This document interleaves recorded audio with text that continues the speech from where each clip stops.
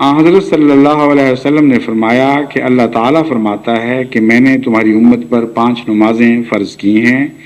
اور اپنے حضور یہ عہد باندھا ہے کہ جو کوئی بھی انہیں ان کے وقت پر ادا کرتے ہوئے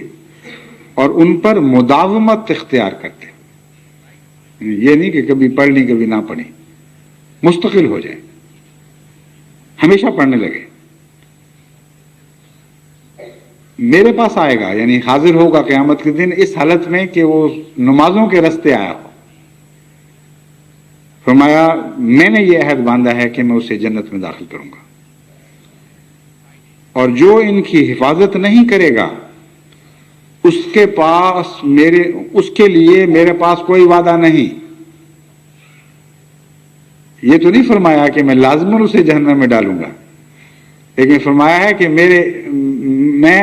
عہد کے معاملے میں اس سے آزاد ہوں، پھر وہ میرے حضور کوئی وعدہ نہیں پیش کر سکتا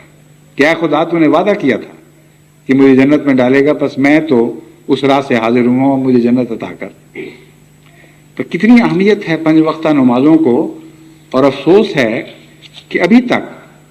100% جماعت کے متعلق میں یقین اور اطمینان سے نہیں کہہ سکتا کہ سارے 5 وقتہ نماز پر قائم ہو چکے ہیں اور اس کی حفاظت کرتے ہیں، کیونکہ حضرت صلی اللہ علیہ وآلہ وسلم نے اس حدیث قدسی میں 2 باتیں بیان فرمائی ہیں۔ ایک نماز کا قائم کرنا، اسے اپنی تمام لوازم اور شرائط کے ساتھ کھڑا کرنا، اور دوسرا ہے پھر اس کی حفاظت کرنا، ضائع نہ ہونے دینا۔ کبھی نیند کے غلبے ہوتے ہیں، کبھی دوسرے کام ہوتے ہیں، کبھی دنیا کے پھندوں میں انسان پھنسا ہوا ہوتا ہے۔ جو حفاظت کرنے والا ہے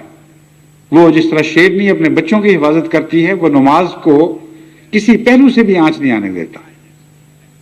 ہر خطرے سے اس کو بچاتا ہے۔ بس اگر جماعت احمدیہ اس طریق کو اختیار کرے تو یہ وہ طریق ہے جس طریق سے خدا تعالیٰ کی لقاء نصیب ہوگی، ورنہ تصوراتی عشق سے کچھ بھی نہیں ملے گا۔